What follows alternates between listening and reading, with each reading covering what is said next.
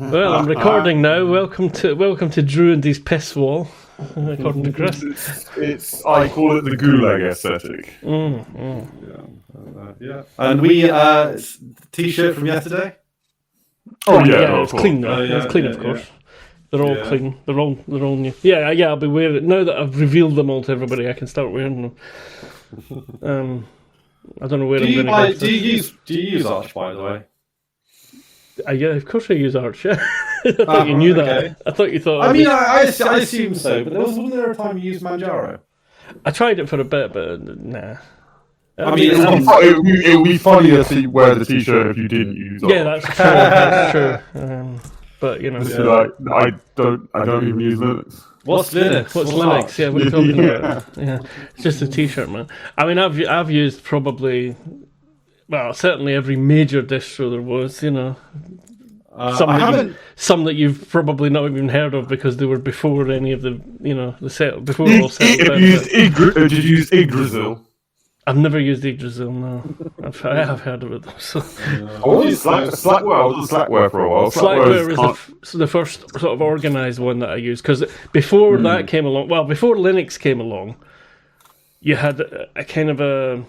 GNU plus it was GNU, and it was a sort of cobble things together on the system you had. So I started using GNU in the late 80s, early 90s, when it was still tools that you compiled into your own native system. So that at the time that would be traffic, by the way. Is that what that is? Is it traffic? I thought it was somebody going by your door. No, my window. That was a truck or a farm vehicle going past my windows open because it's fucking hot. It is fucking hot. It is. He's at the beach. Chris is at the beach. Look. Yeah, it's gone hot suddenly as well. Like between one day and the next, the nighttime temperature went from 3 degrees to 17 degrees. It's ridiculous. Celsius. It's ridiculous. I need time to acclimatise. I'm not fucking built for this shit. Do you have a fan, and do you ever put icy things in front of the fan? I try to have it's relief for not half an hour. You put them behind usually. And then you've got to get more ice. Behind's better, I think, because you're... What I tend to do is I sit in front of a fan and spray myself with water. Yeah, spray. I've not done it for a while because I don't have a spare basin, but I used to sit with my feet in a basin of water with ice in it. Yeah, that'd be nice as well. The problem with that is the dogs try and drink the water and eat the ice. That's easy. Just poison it. 2 birds, 1 stone. Stops the problem. You're right there. Dogs. Two dogs. 2 dogs. 1 dog. 1 dog. Well, it depends. We've got to work on counting and animals. We're doing badly here already. We can't even. I think we're all sort of dazzled by being up in the morning. And one thing that you might want to be aware of as a learner driver, Hamish, is that when the weather gets ridiculously hot, people's driving descends into absolute insanity. Everybody becomes Italian. Yes. Yes. Well, my first practical behind the wheel again thing is 6:30 on tomorrow, Thursday. So 6:30 in the evening. Just speaking of things that are happening tomorrow, I'm going on Ozone's podcast. Oh well, he wants me on. I don't know why he wants me on, to be honest, but we should get. I think he's going to probably ask you as well, Drew. Yeah, he probably will. Well, how about I invite you, and you're like, yeah, I'll do it, and then I turn up. Hello. If you know, he wants me on, but I've told him that I probably won't do it until I've moved at least. But I don't know what I'm going to do for him really. But I mean, you've got more to say than I do. I'm just a barista now. Barista. I don't even know shit about coffee. So. I thought you were a master baker. That's what I aspire to be. That's the top Actually, run. I've got a friend who he doesn't do it anymore, but he used to be a baker for years and years. He was like a proper baker, and master baker. The joke was that he was, Gonzo was a master baker. Yeah. Gets up early in the morning for that. You have to, yeah. Yeah, I'm slowly becoming. I'm trying to force myself into becoming more of a morning person. So that's I've already done shitloads of stuff today. I think I am a morning person, but it's not really. But your window of existence shifts around, unfortunately. No, yeah, but I prefer getting up very early in the morning. Right. That's my preference. Didn't used to be when I was younger, but yeah, I like getting up. Well, didn't they do studies that when you're a teenager, in particular, the hormones are all messing about and everything, that it's actually not, it's not just teenagers being lazy, it's a sort of physical, physiological thing. Right, we better actually talk about The Expanse because we've got 3 episodes worth to cram in. Although it didn't feel like 3 episodes, it kind of felt like 1 episode's worth of stuff, to be honest. Well, I think it's like because it's a very transitional section.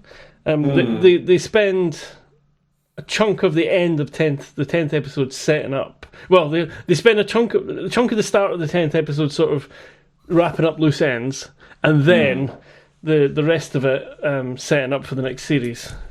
I think this season is certainly better than the last season, but it's still got a lot of padding. I don't know. Yeah, Naomi, even in episode 8, the Naomi stuff's a bit repetitive. Yeah. I know what they're kind of going for with it, sort of saying, she's trying things, but she's 8. But it's like, really? She's still got enough here to keep trying this again and again? Come on. Yeah. And also, one of the things that I felt brought me out of it, and this is a stupid thing, right, is that she goes in and does the thing where she has to hold her breath and then comes out and then gasps for air, it's like she's not giving herself anywhere near enough time to, recuperate before going back out there. She's going in there with half a lung of air, and it's like... I'm assuming there's cut. Is there cuts? I mean, lots of time... I think time passes. I think I think you're meant to think that time passes more than it does. Yeah.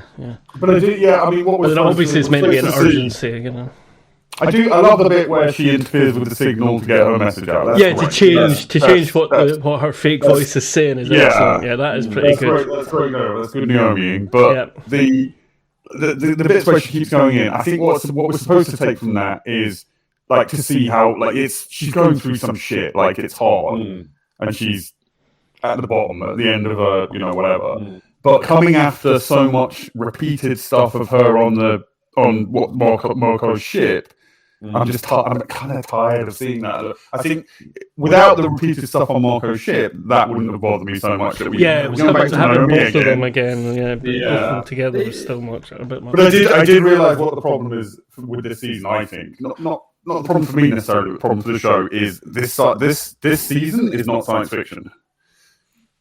No, science fiction in it. No. The first season's quite heavily. It starts out space adventure, but then very quickly goes science fiction, and season 2 carries that on. With the Eros in control of a fucking alien intelligence, and being and what the proton molecule. It's an existential threat. What is it? We don't know. That's on the harder end of sci-fi.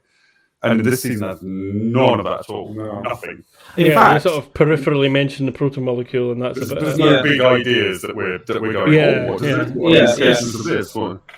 I mean, it's not even really fully war either. I mean, you've got the kind of, I don't know if excitement's the right word, but you've got the drama of the attack on Earth, and then the middle bit's kind of, and then finally we've got. Back to your favourite bits, the Earth parts, Drew, where the team are escaping from. The Earth parts were good. They were good, and and of course we've got the political drama building up again, where essentially Avasarala. I don't know how reluctant she is, but she takes over again, basically. The political drama in this show is never substantial enough to stand up on its own. It can only be the glue. It has to be part of the emerging story. It did seem it seems sort of disconnected and a bit disjointed, really. The political stuff this season. The whole until the very entirely. End of it, really. Because there was no Ross and Nancy crew, and they finally there's no big idea. There's no. Again, in seasons 1 and 2, you've got a big overarching idea, and then you've got characters doing stuff within that, and so you get character moments. This is even in the last series, you kind of had that. Yeah. But this doesn't have the big idea, so all you're left with is just the character moments. But the character moments not in service of anything particularly. It's just I think that's why the Naomi stuff seems so repetitive. There was no there was no framing around it. It was just that's not character moments because it's only Naomi. It's not Naomi with somebody. It kind of was with Philip and with He's not Marco, really a character. No. He's not developed as a character. No, he is the thing. He is the motivation for characters. Motivation, exactly. Yeah. There's a word. I'm sure there's a word for it. Catalyst? It's like no, he's the thing that other characters bounce off of. It's often a role fulfilled by like women in a lot of like stuff, but in this case it's Philip, and it's like they're the object to which the subject reacts, as it were. Like it's just like there's no big overarching idea that we're wondering about. So it is just for me. It's when Game of Thrones is at its worst. It's these two characters together and these two characters together, and which is fun enough. But after a while, you want something more substantial. Me too.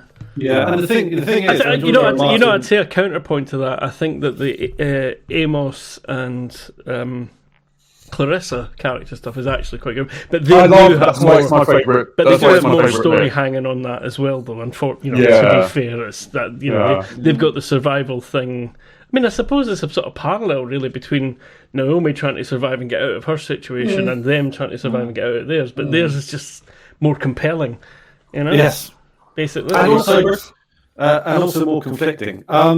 The thing about this one as well, going back to what you were saying about this not really being a sci-fi, when there was a scene that really brought me out of it with Naomi, where because also as well the character bits, Naomi's not the most interesting character. Like this, she's fine, but she's just not that interesting. You could describe her entire life in a monologue, and it'd be fine. But there's a bit where she's pulling a cord or a strap, and it's lifting up something heavy in space, and it's like.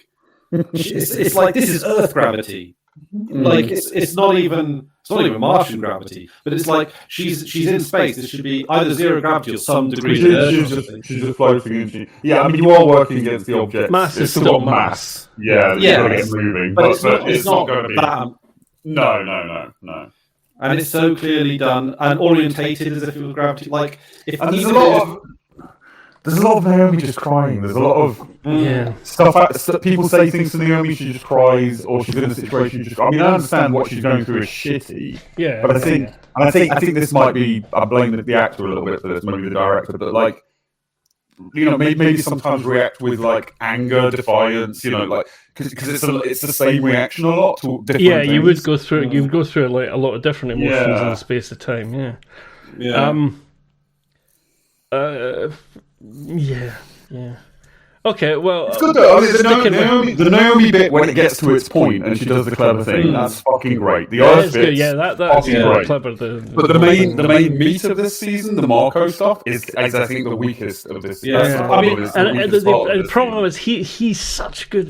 He's so good at the character. He's great. It's so annoying that it's like last series when we thought they could have done more with him and built him up in a different way. Well, I think the way I would say it is, I think it would be a great character in a different show. Yeah. He's a bit too pantomime for the Expanse, I think. No, I mean, he's not necessarily. I just think he was. I think what you said yesterday about him being both the political villain and the interpersonal villain, like the personal stuff detracts from the exactly. Yeah. I want to like him, but it robs the ambiguity as well. Is he a vampire? Is he a terrorist? It undercuts that question.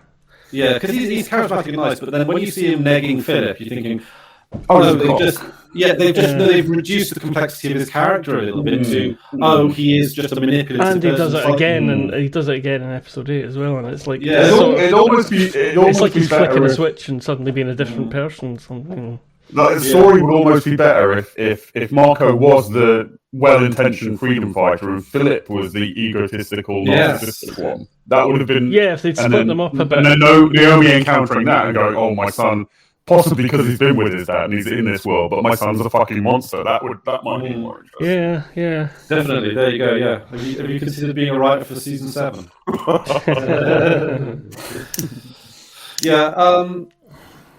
What else was there? Drummer. drummer. You see, the drummer stuff has got more drama in it as well. It's same again. There's a lot of character stuff, but there's a lot more drama and story hanging around it. Honestly, the drama stuff I think is even weaker than the film. I agree. Actually, I like drama. The thing is, I was kind of I get what you're saying, but bias and favoritism for drummer and their crew and stuff. I was like excited about them finally getting turning back again to being themselves and the drama. I think drama's at her best and her most watchable when her world is uncomplicated. Yes. When she's very clear about who the enemy is, very clear about who her friends are. Like when she's on the behemoth, she's fucking great. Yeah, I think you're right. As I soon think as she's you bring in the conflict and with her, confusion is not her. Yeah.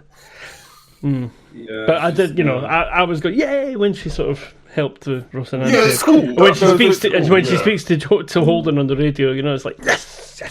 But that's after like 10 hours of soap opera, spaceship soap opera. A bit of that is, again, when that's in service of something, it's good. But the show was good because it wasn't only that.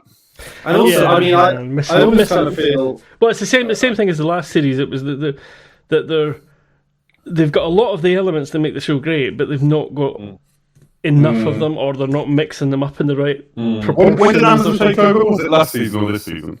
Series 4. Beginning of series 4, yeah. So first 3 series or Sci-Fi, and then it's 3 series Amazon. It is when it went to Amazon, yeah. I mean, I'm not being no spoilers, but even the next series feels different still. But I think Chris is going to enjoy the next series. I hope so, because I liked the end. The build up at the end's good, yeah. Although they built up on let's not go because remember we're doing 3 episodes, so let's not. We're not jumping to the end of one episode. We're jumping a whole episode there if we don't sort of. In the words of House of Pain, jump around. jump around. Yes. I mean, see, the thing is, they could have taken the best parts of this season and the best parts of last season, and they put them together in one season. For a TV show, yeah. Well, that's what I'm saying. But we've sort of we keep. It's like we're trying not to be nasty to them, but we keep pointing out that the Marco stuff should have been spread out better and interspersed. Yeah. And to be clear, it's still good. It's never bad. It's still a good show. It's better than loads of other stuff. It's sad when the heights that they got to in season 1, 2, and 3. For me, season 1, 2, and 3 are the peak, and it's all tails off a bit after that. I mean, do you think it would be a better show overall had it ended at season 3? Yes. Oh yeah, so that sort of left you wanting more. Season 3 was a great, it had a great ending where, and what they should have done, in my opinion, is when Amazon took it over, is started do the sequels, but don't do them as Expanse season 4, 5, and 6. Do it as a different story within that universe. The Ring, the Ring 1, 2, 3, or the. Well, this is the thing. The bias in the books after they discover the rings is more kind of that way. So it's interesting that they sort of. I think. Does it move away from Holden's ship crew? A bit. There's still. I think. I'm trying to think now without. I think Holden's crew. I think what Chris is saying is bang on. Actually, I think by the end of season 3, I think Holden's crew they told their story. Yeah, there is a kind of a break. There is a kind of a break in the books where I don't want to say because the other thing is I don't want to get confused between. See, there's quite a lot of difference from now in the books. Like there was differences before, but there's quite a big difference. That there's a lot more epic space opera stuff goes on in the books than they can sort of fit into a TV show, and they sort of concentrate in the next series on just like a specific portion of what's going on. They built it all up. I'm not going to say anything that's not happened. With the build that doesn't have a build up or a pointer coming towards it, but the points they've picked out to set up as the build up is what we're going to get basically. Obviously you'd expect that. They're not going to build stuff up and then not show the consequences. But it's. I'm trying to think how to articulate this without spoilers. Okay, I've got an articulation. Alex died of a stroke. What a laugh! No, see that is that is completely different from the books. Well, I figured that might be a big deal. That's also different from how I remembered it. What I remembered was Amos just goes, I think I'm going to go home to my family, and just returns to his home planet. That's how I remember it. Amos? I didn't remember. Alex. Sorry. Oh, Alex. You didn't remember that he died? I did not remember that he died. Oh, yeah, wow. I thought. Well, I'm glad you got that back. Like, I'm glad you got that back. I think that's an indication of how little it bothered me. I laughed. I got a real shock like that because that was like I'm Poochie. I'm going my own planet. Exactly. Oh, he fell down the stairs. Goodbye. Like it's just like yeah. I mean, even it was almost like a PS. P.S. Alex died. It was an action scene. P.S. Alex died. Like Naomi cried more about any other thing. She didn't. Even when towards the end when she's talking about how the crew became a family, and I love you, and I love Amos, and then she goes, and Alex. Given everything that happened, aside that, I'm surprised that I mean, obviously we don't know the exact timings of everything, but IRL as it were. But do you think that they didn't tell him what they did, right? Because obviously they filmed the scenes out of order, so no one has a complete idea. But the bit where he does the full burn, etc., right? Mm. Then the bit where he's dead, he's just He recovers from that. Yeah. Yeah, so they could have easily have CGI'd that or just used a still frame and then put some stuff in it. Like they did. Well, the thing is, I don't think you even have to bring the IRL stuff into it. I think this season was clearly part of it was an experiment as to can we make Alex an interesting character. And by the end of the season, it's clear that no, we cannot. No. So the thing is, Alex in the books is again, He's more endearing in the books, I would say. He is what he's aiming to be in the show, I think. Yeah. I think he's the actor. And again, this is the IRL stuff. He just doesn't carry that the cowboy kind of like character stuff. Doesn't really quite carry it. He doesn't sell it. It seems forced. It seems like he's embarrassed when he's doing it. And that's the problem. He should be 100%. I never thought about that. That's a really good way of putting it. Yeah. They needed like Matthew McConaughey, who could pull that shit off. Not that they could afford Matthew McConaughey. I don't think they should afford Matthew McConaughey. They could get a real cowboy. Yeah. Okay, well, let's not dwell on it. We'll just do the same as the show and go, oh, Alex is dead. So Alex is dead, and I'm honestly, for the quality of the show, I'm happy about that. Less Alex is a good thing. Yeah, and their reaction as well. Amos was like, I heard Alex died. No, sorry, before I forget, there is one Amos bit that I find really, really a bit odd. And I don't know if it's out of character or if we're meant to spot something and take it a different way. But you know the bit where he's when he gets back to Baltimore. Mm-hmm. Him and Clarissa get back to Baltimore and meet up with Eric, whatever his fucking name is. I like him as a character. He's good. He's a good character. It's just the names. Like, it's one of those names that they've spelt. Well, again, in with far fewer scenes, he's a far more likable character than Alex. Yeah. And it's down to the acting. Yeah, there was a part of me that thought, is he going to join the Ross and Anti crew? Yeah. He'd be like the hacker man. He'd be like, Right. So before I forget this, because it was just a little thing that I know, and I'm not taking any physical notes, so I just want to get the bit. Amos is walking up the stairs towards the roof to see him. Yeah. And he spots the is it tequila, crate of tequila, and then when he says something about it, like when they all decide like, we're going to leave, we're going to try and get to this shuttle and get away, and he said the way that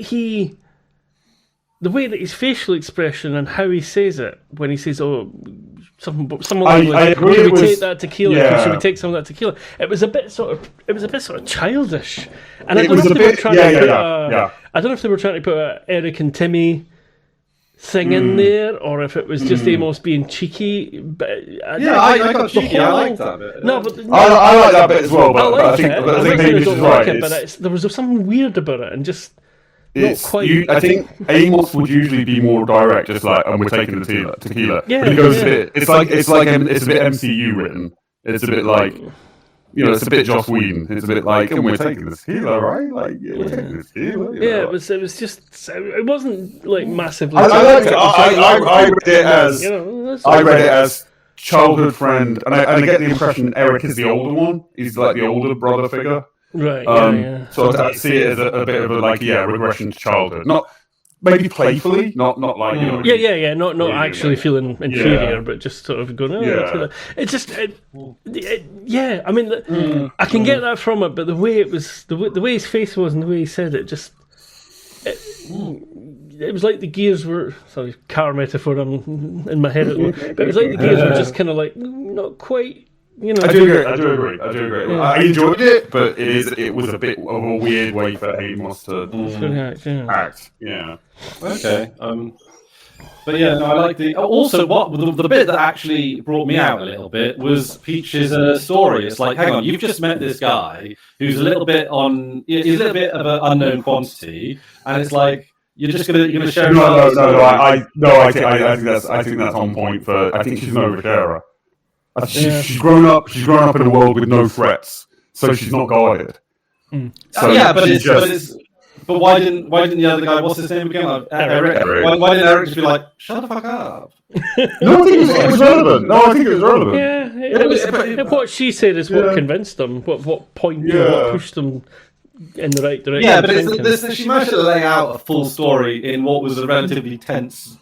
I mean, that's the thing in the scene. Is like she diffuses things. She diffuses it when the military rent-a-cops turn up the first time. She diffuses it when Eric and Amos fucks that up. Eric. It was a moral choice. It wasn't a strategic choice. Well, but she also she diffuses it when Eric and Amos are kind of like ready just to shoot the fucking people. Shoot or civilians. And I like that she points out that they were seasonal workers and not rich people. I don't. This is the question. Okay, so the morality here was something I was leveling out in my head because it parallels a little bit to the Earth response to the Benares. And they're talking about, we do Palace Station, there's more like 16,000 people on there, so it's a much smaller target. There are no military targets in the belt, so it's a little bit like what we were talking about with some of the excuses they use in Gaza, like where it's like, they're guerrilla fighters. How many times has that excuse been used? We'll bomb a hospital or whatever because they're using it as a base, or we'll bomb a civilian location because there are no military targets. And this was that kind of thing. And it's like, even if they did blow up Palace Station with much smaller targets than the 2 million that hit got by that, like. It's the lesser wrong, right? You're still not as wrong as they were, but it's still like that doesn't automatically make it the good thing to do, right? I think it's complicated, but I think what you say plus Marco isn't a legitimate authority. Yeah, there's a difference between say if Germany nuked America, then America nuking Germany is still awful, but. You want to if some German terrorists nuke America, that's a different. Exactly. Yeah, for example, if some Saudi Arabian terrorists were to attack the US and then they were to attack Iraq in response, that would be fucked up. Oh wait a minute, but they would never do such a thing. But it's kind of a little bit different when it comes to Amos and Clarissa and the rest. They're going up against those. They're not a real authority either. They're a pseudo. No, not at all. No. I think they might have killed somebody and stolen the uniforms. Even I don't even know. And also, Eric points out that there's this. He says something like, "You're terrible. This is the worst shakedown I've ever seen. Is this your first time?" You know. Yeah. And it is because that's what they're basically trying to do. Is they're sort of trying to say, "Oh, they start off saying, oh, we're the local authority. We're the authority here. Blah blah blah." And then it's like, come on, we're taking your stuff. And but like, no, you're not. So arguably, the ethical thing to do would be to gun them down there and then for a few reasons. One, they're going to come back, so more people are just going to die. Like what if they had people already lined up to protect them? Well, they were just doing a shakedown. Like they'd much more likely come back with more. Tactically, I'm just thinking tactically. Well, tactically, they just stormed the place if they had that many people. But if they, this is why he beats me at war games. But if they shut them down there, like the chances are they're going to go further on and shake down a bunch of other people. Yeah. So it's like, they would have. I feel that Clarissa might have been in the wrong to give the benefit of the doubt. This gets going to get philosophical very quickly, but you can only be responsible for your actions, and she's like, let's not kill people when we don't have to.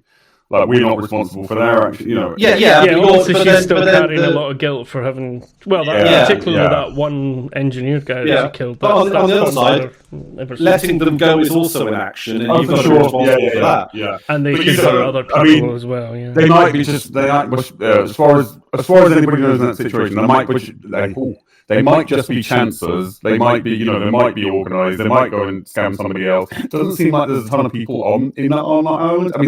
I mean, but they give it I would agree with. I think the moral choices are either we don't know the implications here, so we shouldn't kill people if we don't have to, like Clarissa's choice. But also, that's the thing. Yeah, I think that's the interesting thing in that situation. Amos is not wrong either. Like, they're all going to come back. They are going to probably try and scam somebody else. Yeah. And more innocent people died as a result of it. For sure, yeah. But I don't think either point was right or wrong. It's just nobody's got perfect information there. No, it's you're making a guess. Like, it's a gamble in a way. And killing somebody out of a guess. Whilst true, we've got to look at who. Like, these are people with body armor and big guns. These weren't desperate people with a couple of pistols. For sure. It is a bit of a pre-crime thing. They let them go. They said, "Look, turn around, walk away." Mm-hmm. It's fine. Like, they signed on to a fight. They showed up with guns. They showed up with vests. They refused to go away. Yeah. It's not. I'm sympathetic to Clarissa's way of looking at it, but sympathetic. And I do think that if I was in that circumstance, I probably would be on Clarissa's side. Like, I'm not, but but acting particularly with hindsight.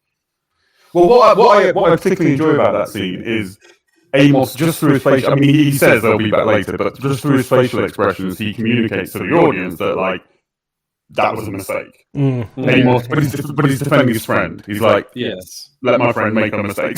But that was a mistake. He firmly believes that's a mistake. Yeah. And I know that we're supposed to take away the sort of the naivety of Clarissa's upbringing of she not having threats and accepting that when people walk away, they don't generally come back, or they don't come back shooting. Yeah. Were they after the ship? Well, they were once she opened her bloody mouth. Yeah. By the way, we've got something even more valuable you might want back here. I'll just tell you about that as well. Yeah, I mean, I think their thinking was this is going to be a disaster situation. We're not going to have. There's going to be no food deliveries or anything for a while, so we just want resources. I think was their thinking, and they would have killed everybody for sure. Yeah, well, fewer mouths to feed, isn't it? Yeah. If you're. Then there's the really upsetting bit where they're having the kind of banquet before they got on the ship, and essentially the house servants that the rich people have to look after the people who are shining in the house, they just treat them as servants. That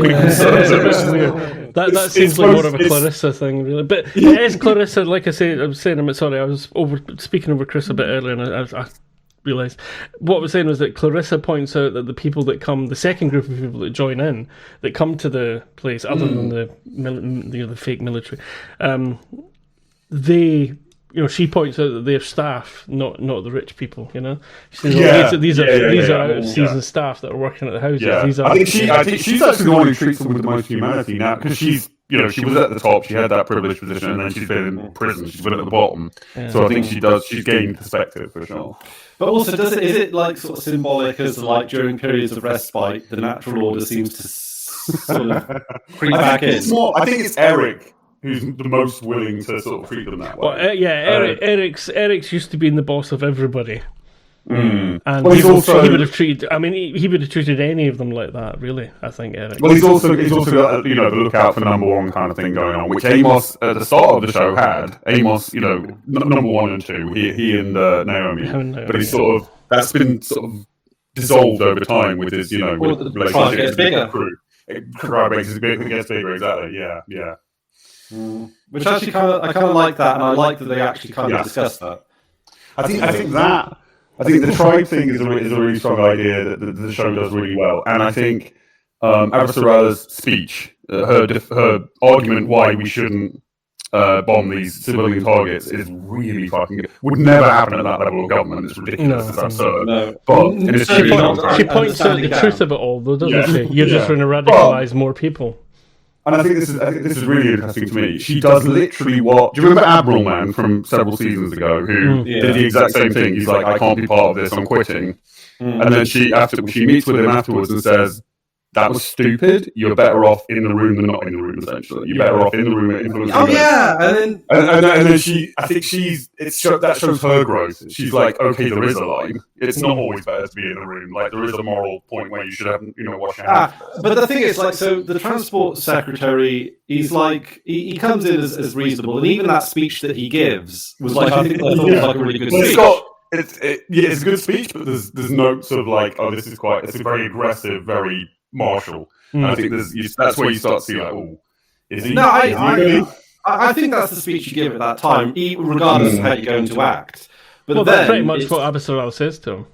Yeah, but then he becomes President Man, and then he starts, he's like, which, to be fair, even Avasarala did when she was president. I think there's a very strong message that the position. Yeah, it's more about the position than the person in the position, which is very. That's Marxism. They take a guy who's from what I feel is a humble background, and then they elevate him to the top position, and then he gets. Then maybe it was the same thing with President Man, albeit he's more of a template. We never saw him before, so we don't have the sympathy for him. But with Avasarala and new President Man, he just comes up as like the survivor in the line of succession. He's at the end of the process. Yeah. Well, we kind of always knew that President Man was a bit vapid. He was just elevated because he's good at speeches. He was a fucking bubblehead. Yeah, I love that. He just says whatever the last person. I think it's what's his name? Early show character. I can't remember the name of the UN second dude who's kind of semi-villain in. Aaron Wright. Aaron Wright. Like, just like if the last person he spoke to was a fucking janitor, he'd be like espousing the merits of a mop or something like that. Great.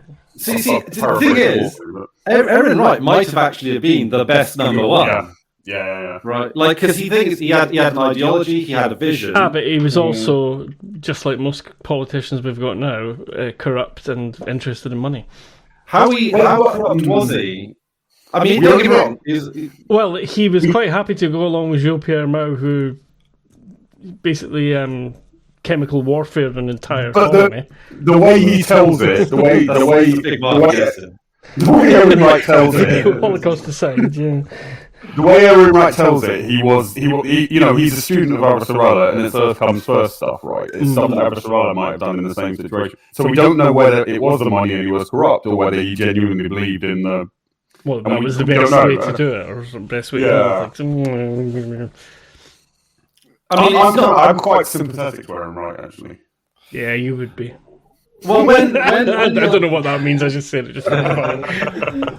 Well, because I suppose you need something to withstand the pressures of the office. The slings and arrows of outrageous fortune, and that's like hard to find even in Avasarala. Like the thing is, we've had how many people? We've had like 4 people at the top No, hang on.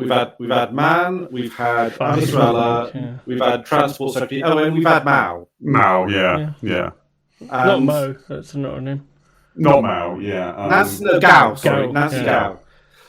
And probably Gao's probably the best of them. Yeah, I was just thinking. Yeah, we saw the list of she her, was and she was in office for the shortest time. The peacetime leader, though. Yeah, she was at the interim before another conflict. But I do think it's interesting. Yeah, other than Gao, who wasn't there for long enough, and also we didn't see enough of. Yeah, the office does limit you. The office turns you into president. Well, this is what we were always saying early on, is that Avasarala had a good position, being sort of third in line or third in command, as it were. The influence without enough influence without being tied down by having to justify lots of stuff to anybody other than those two, basically. Yeah. So I did. It's the problem of the office. Like, is the obvious thing of the show. And then she won. Avasarala won the coup, right? Well, it's not. This is the thing. It was kind of a coup, but not really. I think he just realised where things were going, and the vote of no confidence was what that was the. They knew. No, yeah, it wasn't a coup. They used the proper methods. Yeah. But if she's not in control yet. She's not in control yet. There's just going to be an election. Yeah, and they can't really. Yeah, they can't really do an election in the middle of a war. Basically. So I'm guessing, but I could be wrong. They're going to bring in a new character for the election against Avasarala. I honestly can't remember. I didn't remember Alex died, so I'm not lying at this point. How did you think Alex left? Oh, you thought he left to go back. I thought he just left. I thought he just went. I'm going to go. Back to my home we've done the job now. I'm going back to Mars. Mars needs my help more than. Have you read any of the books, Drew? I started reading the first one, and it read so close to the show that I was kind of like, I'm just reading what I've seen in the show. Yeah, it definitely diverges a lot more as you go on. Yeah. Yes. We've not talked. We've talked about the show the whole time. My God, what's wrong with us? That's insane. And before we get too tangent, I do want to talk about possibly my favourite bit of the whole season. Right towards the end of the last episode, where Amos goes up to Holden and goes, that logic you said you were going to kill me? The logic is brilliant, but he obviously leaves some information out in Holden's side of the conversation, his side of the conversation for Holden. Remember when you said you wanted to kill me, and you don't now, so people can change, right? And Jim's like, yeah, cool, you're good pictures, come on. It's good. That's a really Amos moment. That's excellent. It's a bit Amos logic, but it's unassailable logic, really. Yeah. Once he's agreed to it, And Jim's sorry, very quickly. Just Jim's face when she walks past him as well. He's like, "What do I do in this situation?" And that's it. She doesn't sort of show many hostility or particular friendship. She's just like, "Okay, that's it. Let's follow Amos." And he's like, so is she the "Is this my ship anymore? What's happening?" She might be. Or no, because Naomi's alive. Yeah, I don't know. Oh, sorry, I missed what this says. Is she a pilot? I don't know if she's a pilot. I was surprised Bobby didn't. I thought Bobby was going to turn up on the ship as well, but no, of course not, because she's now Avasarala's aide. Does Grumpy Man stay on as pilot? Maybe. Well, Bull. I don't know. Bull. Yeah. I can't. I honestly can't remember. No, I honestly can't remember. There was a bit of Bull that made me chuckle, where he goes, something skinny. Once he's been told off for using racial epithets, he sort of starts to catch. Yeah, I like how that was handled, because Jim recognizes that he's not being racist in an active sense. He's geeing himself up to dehumanize these people so he can kill them. Yeah, and Jim's like, we don't do that here, and he's like, fair enough. You're in charge. Point taken, or he kind of. I know that this is exactly manufacturing of the show, but I did warm up to Bull towards the end. Oh yeah, I kind of got more into him. Yeah, I think once you see how upset he is about Johnson getting killed, and see that he was quite, although he disagreed with him a lot, he was very loyal and caring about him. What you eventually realise is that he's macho bluster, but he doesn't really mean it. That's his job. That's his job, basically. He plays the role. To be that, And there's a bit where they sort of explicitly acknowledge that. Where I think he and Jim are talking about Johnson, and then at the end of it, Bull just says to Jim, he just says something like, "That's why you and I don't get along." And Jim laughs, and that's clearly, Yeah. Well, I mean, God, it'd be interesting if he does stay on this pilot. But anyway, anyone's better than Alex. Clarissa's better than Alex. I think Clarissa would be a decent pilot because she was probably training. She might, but this is a bit of a stretch. Might be better than her sister. What's her sister called again? Julie. Julie, that's it, yeah. Well, isn't there a bit in the early season where it's one of the flashbacks where she's talking to her dad, and her dad's like, Julie's disappeared, she won't be able to enter the race. And Clarissa's like, I can enter the race. Clarissa can fly. And he says, so that implies at least she knows, She knows how to fly. Both of them could fly the reason. Because she's like the meritocratic, not necessarily the meritocratic system, but like she might have tried harder to be a better pilot. Yeah, the Julie. Yeah. So have you warmed to Clarissa? I think absolutely. Yeah, you would have been used as to why I loved her. When she's introduced in that. Yeah. Yeah. She's an entirely different character from from the last season. I get it. She's kind of interesting and 10 times more interesting than Alex. So if she is the pilot, then welcome aboard. So last series was the rag on the show thing, and this series is the rag on Alex thing. No, he's dead. in memorandum, Alex. So we don't know why they decided to kill him off. Could it be real life? No, it was real life stuff. Oh, it was real life stuff. Oh God, yeah. And thus, I think him being shit certainly helped. Yes.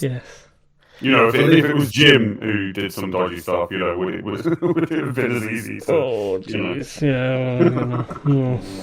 Or Amos, for fuck's sake. The show without Amos would be half the show for me. Yeah, at least Alex had the decency to be shit in the first place. Shit in the first place. Or Kazan more did. So there is one thing towards the end that first of all, Drew's disappeared. We do discover that Mars are in on it. There is no wait. I've got to get this right now. Some Martian ships are aligning with Marco, right? Well, see, this is what we discovered. The other part of the deal from that conspiracy. Yeah, and the other part of the deal from that conspiracy was that the people in the Barkeith, so the dodgy admiral and his assistant woman, who spent time with Alex. Sorry, I'm being pregnant. So they are. They've still got the Martian ideal in their head, but they want to do it somewhere else. Yeah. And Marco's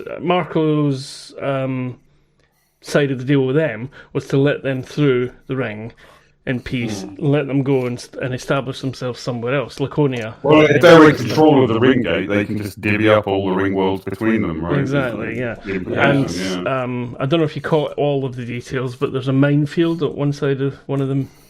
Rings as well. Yeah. So basically, Laconia's cut off, essentially. And he's given it in the way that Earth or Mars would give something else that the Belters already have to someone else. And we also just, this is all, a lot happens in that end sequence. It's quite, it's probably better if Chris asks questions than me trying to explain it, because I'm going to trip over myself trying to get through all the different details. So, Chris, just go for it. Okay, before I do this, I'm assuming that and Chris Stevens as well, of course. Of course. I'm assuming that things on Eyeless are just ticking over hunky-dory since we haven't heard from them, right? They're just mining. We haven't. I don't think we have any illness. I will say anything that I answer isn't a spoiler and isn't me trying to bullshit you, because literally the only thing I remember about the next season is the last scene of the last episode, which is actually nothing to do with anybody we know. So, which is, I guess, in itself a Mars spoiler, but I don't remember. I don't remember a single fact about the next season. I knew that because I talked about something that I thought happened at the end of the series, and you were like, blank. No idea what you're talking about. What you're talking about? What you're on about? Don't know. But I realise now that it happens next series. All right. So, but to me, it makes sense that the dodgy admiral and his assistant, like they are expanding the Mars ideal in the only way they realistically can at this point. Yeah. So they're the true Martians. They talk in slightly worrying terms about with like purity. Yeah. Yes. Yeah. There's a definite sort of. I mean, purity. Yeah, if they just mean purity of ideals. Fair enough, but that is by the letter what they were writing. But had implications. like the bracelet is like, gotta get that sentiment, and it's like, really, do you need to? Like, that's it. He wanted everything to be by the book, and that's very much like a bit in Star Trek where one of the Bajoran bloody hell crew. I keep forgetting what you know about Star Trek. Wearing the thing on their ear, and I think the Admiral. It's Admiral K from Battlestar Galactica. It's when they bring in the different captain because Picard's shit, and everybody thinks he's a hard ass, but then he turns out to just be good at his job, unlike Picard. Jellicoe, well remembered. That's a great fucking episode. Anyway, sorry, Star Trek stuff. But the thing about that sort of cancels it all out is they get eradicated or something. No, they get it right. Yeah. Right, this is, do they? I knew that. Oh, I thought you knew what was happening because it's no. I thought that was just. It's one of the few times where you have to really think back because it's so long since you've seen the protomolecule or the other enemy things. And I was going to do that. I was going to say that. I'm not saying I anything. knew that. I'm not saying. All I said is you've got to think back. That's all. Yeah. You've got to think back to the last episode where you had the builders and the other aliens, and they were fighting, and then the builders were blue, and then the other ones were like red, because in the station at the end there was some red finagling going on, and it evaporated in a very spacey way, in a very protomolecular way, but it wasn't blue. It was red. Now, also, it's become very clear that the journalist lady whose name I keep forgetting, I should write this down again. Wait a minute, hang on a minute. I can't remember.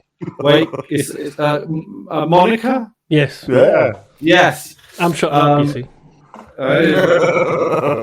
And she's worked out that, when we knew at the beginning of the episode, the last episode, that there was no trace of protomolecule at all whatsoever. So I inferred from that the protomolecule was not on that ship. The self-destruction was a decoy. I kind of thought that in the last episode where it did happen, or was it earlier, and where it self-destructed, because I thought, that's strange. Did it self-destruct? Did it blow up? Did I miss something? And I didn't miss it. They did self-destruct. And then I think Hamish said that might have been just so that no one can have it type of thing. Great decoy, by the way. So the protomolecule is. Have they explicitly said from a source who knows what they're talking about that the protomolecule does still exist? Could exist, I think.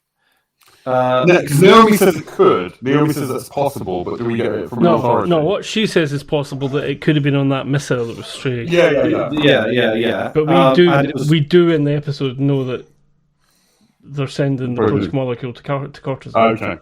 Okay. Yeah. Oh, of course. Yeah. Sorry. Yeah. Cortazar conversation. There's a Cortazar conversation. Sorry, I'll say no more. Sorry. Carry on. And so I think it's Mars or a Mars-affiliated thing that are trying to get the protomolecule and Cortazar together to do something. Maybe. Hang on a minute. I got to remember this. I'm remembering it. Something. The station in the ring. Are they going to decode the station in the ring or something like that? Work out the source code, reverse engineer it, look on GitHub or something. Am I allowed to talk? Yeah, go on. Correct me. Right. Well, they discovered. Actually, no. Sorry. Before Hamish is allowed to talk. So when they're going through the gateway and the red aliens do the red alien shit, that killed them. Yeah, the red aliens kill the... Because I just read that as symbolic, because, every time Jim went through it, he saw the red aliens doing all this shit. No, you see everything being dispersed. Yeah, I thought that was symbolic. I thought that's just like a moment in time where the red aliens were poking around, and then they literally died. Can I point back a bit at something that might help you why that is to be understood, or why that's understandable? What happened. If you remember the vision that the Doctor had at the end of series 3 when she got it's part of that vision. So we know they're all just been dispersed into space, basically. Okay, I missed that bit completely. I think I might have noticed that on previous watches, but I missed that. Trying to watch 3 episodes is kind of the end is kind of cramped. I think they could have cut in the middle a bit and gave us more of that. Or put more of that through the rest of the season. Yeah, little bits of it spread out. Yeah. Anyway, So the red aliens, the bad guy aliens, whatever you want to call them, let's call them red and blue. The red aliens destroy the Barkeith and kill the crew. Now, the thing that Cortazar's talking about, it's not the station, it's Laconia, the planet they're going to, or the system they're going to. Laconia, you can see the outside of the ship being destroyed as well, and that, see, it gets sort of... So it's like an orangey red. It's a very deep. I like that colour. It's a nice colour. It's a nice colour. Yeah. Aesthetically, I might go on that. Basically, disassemble them at a very small level, very low, tiny level. Can I be red aliens instead of UN now? No. You've made your bed. You're lying on it. No, you can defect. We're allowed to defect. Okay, you can defect. Yeah, fair enough. Well, but what they're talking about that Cortazar wants to do. And what's going to happen with the proto-molecule and the plan, or I don't know if you call it a plan because it seems very cavalier and reckless, but bringing all the stuff together is basically then trying to do a controlled version of what happened on Illis without the Rocinante there to stop them, basically. So what Cortazar wants is some proto-molecule to investigate the evil aliens' underground structure, because he talks about underground structure. Because the thing that I believe, unless maybe I'm wrong about this, but the thing I believe that was unique about Illis was the bomb, the red, the orb thing, the bomb that the red aliens left. That's what made Illis of particular interest to. This is all part. This is all throughout the. This is throughout. This is their technology. That's why those. No, that's the red alien technology. What's that man's name? Miller describes it as a bomb that the red aliens left to destroy. So that's on every planet? Possibly. This is. I'm not going to say anything because we're going to find out what's on Laconia next series. That's true. I'll tell you what. I'll just tell you everything that happens on Laconia now, and that way you don't have to watch the last series. So obviously you can. It's getting good now, though. So you can see that we're going back through the rings. We're going to Laconia. Things happen there. Obviously, that's the point of the episodes in the series. But what I'm trying to explain in this one is what they're talking about before they go there. In this episode, what they're talking about is Cortazar. Remember, a bit disconnected from from consequences and reality. Wants proto-molecule to try and interact with the red aliens' technology on that planet, like they did by accident on Illis. That's kind of what he seems to, that's the sort of vague gist of what he wants. And hang on, but what happened by accident on Illis? What happened bad on Illis? Did you just ask? No, sorry, you said no, sorry. Like, how was the red aliens technology interacting with the blue aliens technology, the builders on Illis again? It was in the Rocinante, and that's how Miller got to come with them. And so the spikes coming out of the Illis ground, they were the red aliens technology. That's the feeling I get. Oh, really? Yeah. Or because they're proto-molecule. I think Miller specifically. No, they're sorry. No. The stuff. Sorry. Yeah, you've got me. I'm confusing myself now. Sorry. You're right. I've said the wrong aliens at some point. Yeah. The underground structures and everything match the Illis stuff, and they want to interact with that and that's why he wants proto-molecule. Sorry, to interact with them. So nothing to do with the red aliens so far. No, but the red aliens have reacted to all of this. Yeah. By destroying the Barkeith and releasing whatever the big tentacle space station spaceship thing is. Now, I think I'm just going to read something. Bear with me a second to just double check I've not forgot something or added something.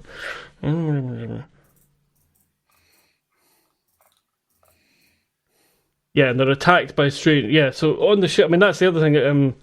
When the Barkeith gets destroyed, there are sort of weird wispy alien things there as well from the Red Alien faction.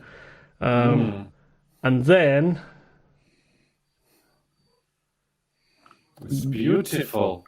Yeah, I don't. I was kind of half going to go into the next bit, so I'm not going to say anything else. But we see obviously the same the visions that Doctor Woman had, like the big tentacle space station spaceship thing, which obviously is very similar to the thing that created the ring. Remember when they came out of Venus? Have you got the picture, Chris? You want to move your head out of the way a second? Well, no, that's the Barkeith being destroyed still. Sorry. Yeah. I thought, when you said, it's beautiful, I thought you meant you found a picture of the... I found another picture of the... I can... it doesn't... The thing is, it's one of those pictures where stills don't really do it justice. No, that's true. But I can... I've got this one. Maybe for future things we could sit... Nah, it seems like effort. Effort is opera. Like that's... It's beautiful when it's moving. Yeah, when it's moving, you can see that it's some sort of controlled entity. Yeah. Yeah, but there's the other bit. There's the more mechanical bit further on as well. The more mechanical bit further on. Yeah, right at the end, basically. There's the tentacle thing, like the physical tentacle thing, not the wispy tentacle. That's what you said about tentacles in chat. That was it. Okay. So, you just watched it that way. Why you get it? You'll get that because you saw tentacles. Tentacles at the end? Yeah, it's a bit like the thing that came out of Venus and created the ring. Hang on a minute. But all of this is basically the Doctor's vision. Right, so aliens come in and the right, I see. But they're kind of like black tentacles, right? Yeah, but because it's a more mechanical looking thing, not the wispy alien creatures themselves. Oh, I can't be arsed going through it to look. I've shut the window now, so I can't find them. Maybe it's just before that or something. Oh god, it's in amongst that scene anyway. I think it's the last thing. I thought it was the last thing you see. Hang on, I'll bring it up again. Right, so they're going towards the thing, the ring.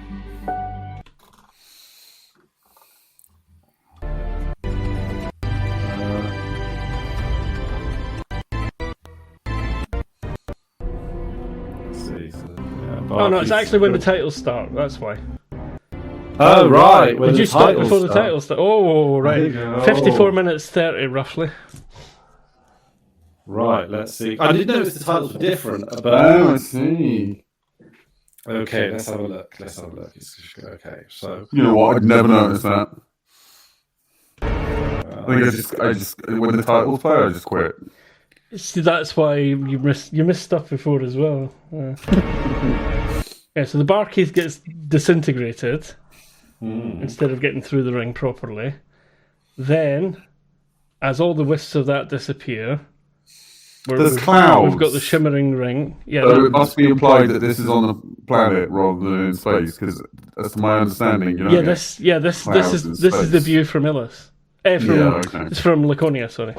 Yeah. Oh. So now over Laconia, there's this thing. Don't put content in the titles, you fuckers. That's a low blow on their part. It is. I watch titles, so that's why I'm good at quizzes, because I remember all the names of producers and actors and stuff. Sometimes, getting older. That looks cool. You don't see much of it. It's still wispy through clouds. Yeah, but there's a sort of but it's got a sort of central, a sort of core part, and then the tentacles. What's that lizard with a big neck frill? It kind of looks like that. That's from Jurassic Park. Not the one from Jurassic. That's Dilophosaurus. Oh, you get a good view right at the end of the credits. Yeah. Yeah, clear view. Yeah, that's why. Yeah, it's got. So it's like a sort of octopusy. It's very like the thing that came out of Venus. It's like it's a sort of central mechanical ship thing with lots of tentacles. It's also got a double helix. It's got 2 spirals going in opposite directions. That's like the technology that made the edge of the ring as well. Yeah, exactly. Yeah. So it's building something, and it's glowing blue. So it's been activated. Oh, that is a good. It is literally right at the end. It flashes, sort of flickers blue. Yeah, I really thought you guys had noticed that. So Never fucking seen that. It didn't go into my brain because it was in credits. My brain was credits, you ignore credits. Yeah. Somebody needs to that's why you've not got the spoilers by watching the start credits, because they change every time, you know. I can't be asked to sit through a fucking CGI. There we go. What's it? Hang on a minute. There we go. That's what it looks like. I don't know if you want to make it big. If you want to make it big. Hang on, I'll make it big. Make it big for Chris. There we go. Chris is now big. Your arm's in the way, but other than that, it's big. Remember, we're looking at a flat thing, not something. We don't have an angle. Yeah, you know. There we go. That's better. Yeah. So something's starting to be built in a protomolecule kind of way. So I wonder if that means, this is the one thing I'm not sure about. I wonder if that means the missile's already gone through the ring. It must do.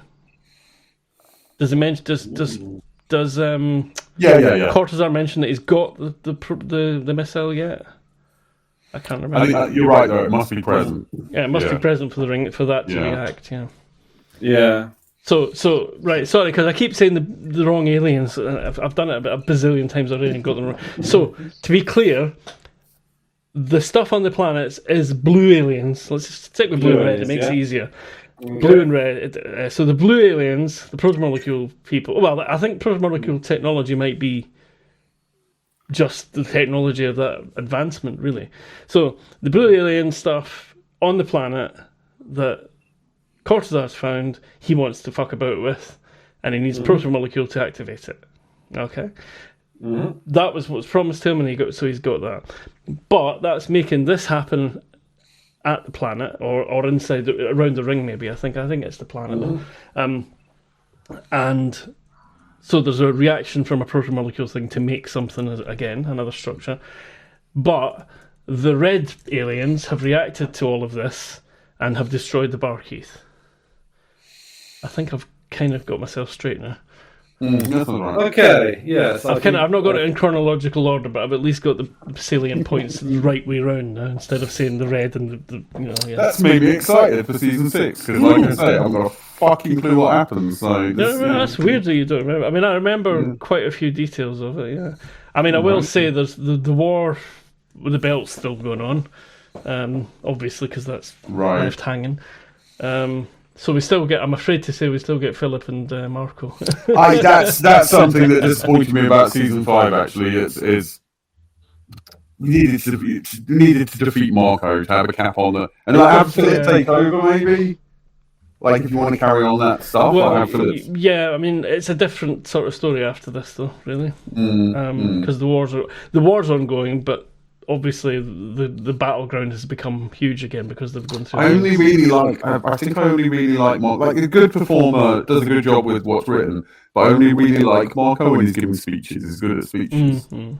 Well, anyway, so coming into season 6, what we've got left hanging is Marco and Philip.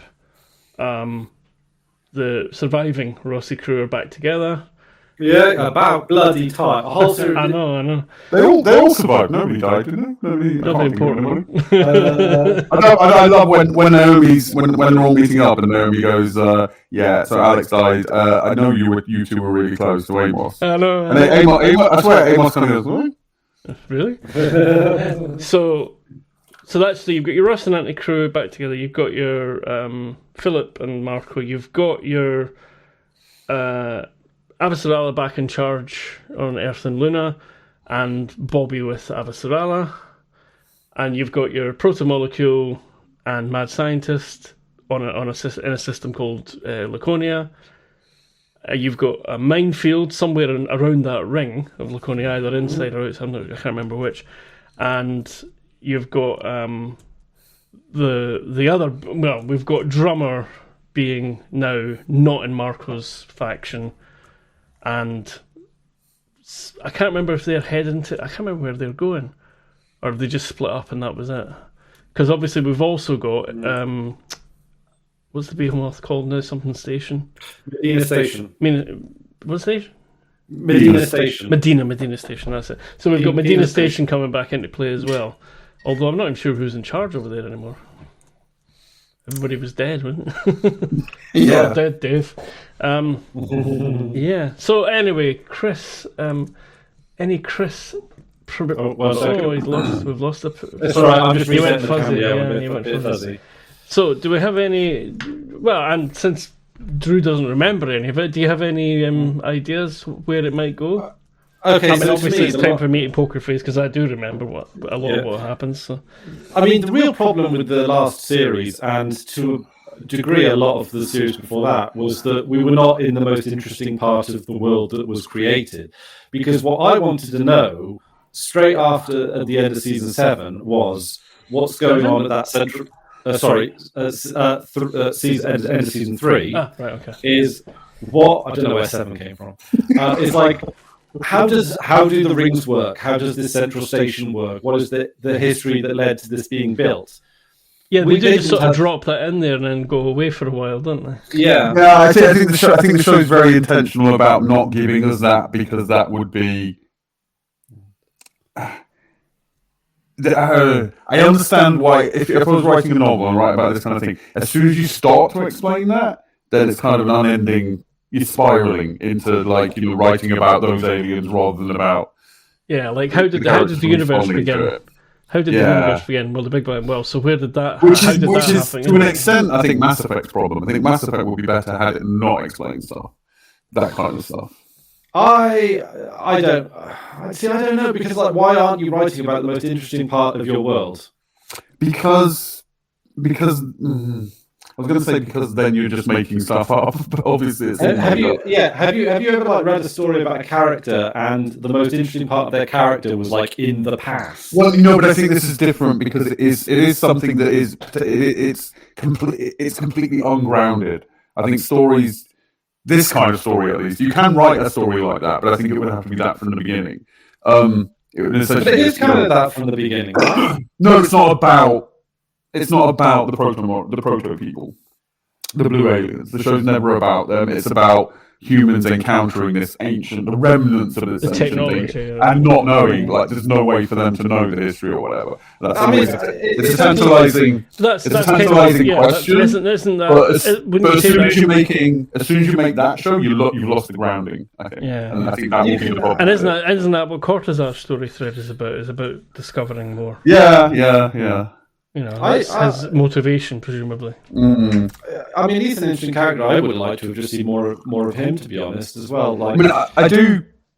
Like what you said, of course, me, just as a person watching the show, I'd love to know all about the proto-molecule people and what their civilization was like, what they were doing, were they mean or not? That's a different story, right? But I think, as soon as you go down that hole, you're forever explaining that and telling more stories within that rather than... I think there are ways to do it. They could discover ththings, and then there could be parallels. You and Drew are going to write season 7, aren't you? Yeah, well, absolutely. That's part of the Amazon deal.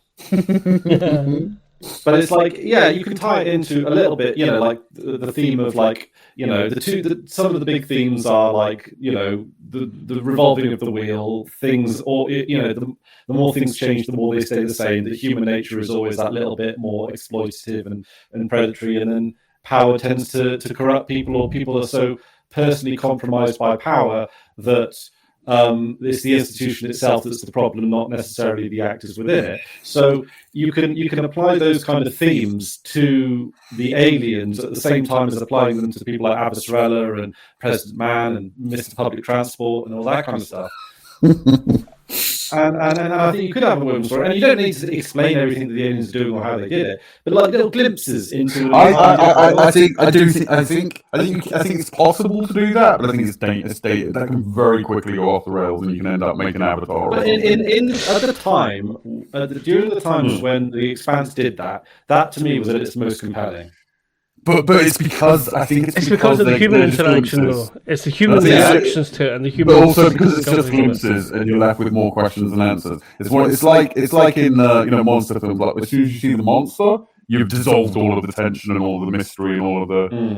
I think maintaining the mystery, I think, is more. Which is arguably why the series maybe should have ended at season 3. Yeah, I think so. Yeah. And in that case, that would have rounded it off, and I am generally and I mean that is what's unsatisfying about series 4 is that they don't really they bring all this stuff and don't I mean they could have spread out we said so we're going over old ground here, but there's like 3 different threats that they get in the last 2 episodes or something that they could have spread out throughout the show, you know. So I think it's right. Yeah, I think so. See, season 1 to 3 could have been the human story, and then if you're going to carry on, do what Chris is saying, have it, but it was with a solid sort of cut between the two.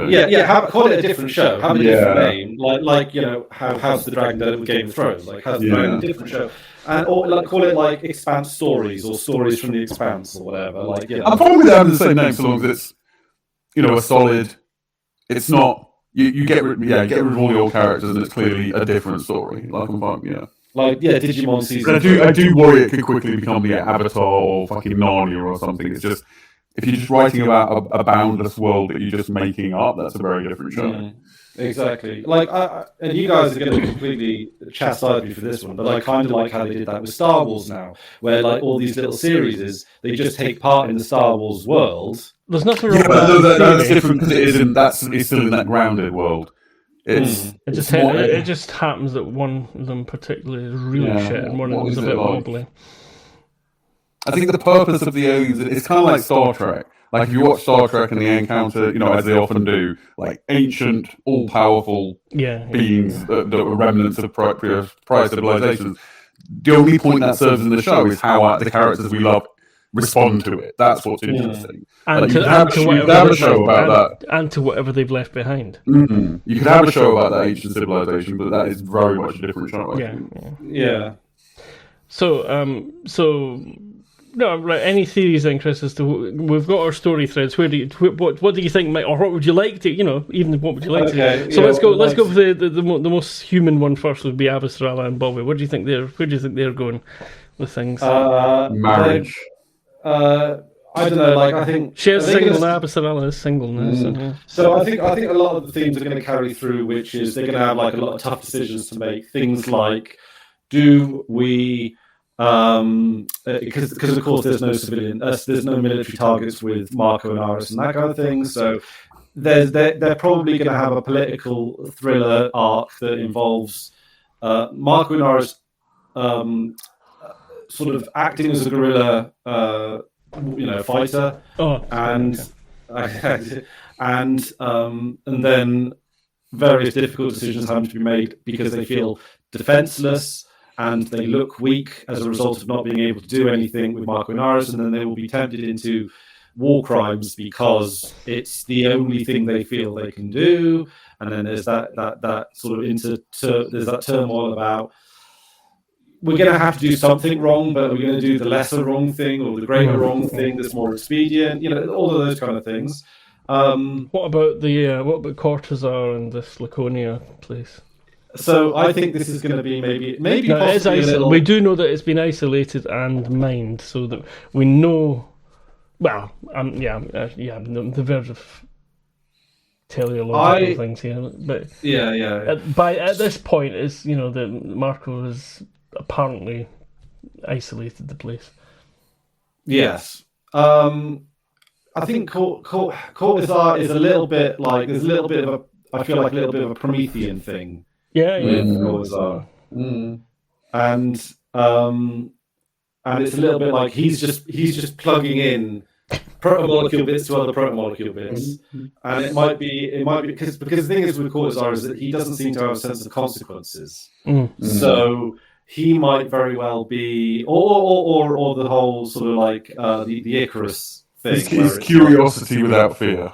Yes, curiosity without fear. So I will put some substantial cash down on the fact that Cortazar's not making it out of this series. He's going to fuck himself up somehow. He's going to fuck himself up somehow. He's going to be curiosity kill the cat. But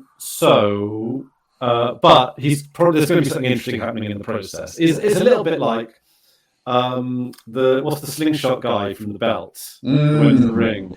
He is basically Harvey Weinstein. No.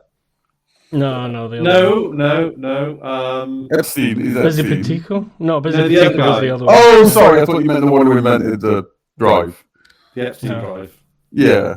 The Harvey Weinstein. Harvey Weinstein drive. I forgot which sex predator it was named. Yeah, it was different. It's different sexual predator. The Jeffrey drive.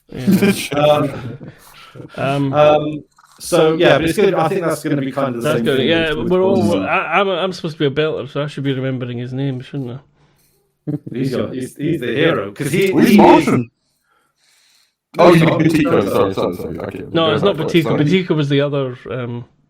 Was the other? Yeah, the one with the girlfriend. Yeah. And he was because he kind of was the fuck it and find out guy who eventually fucked it and find out.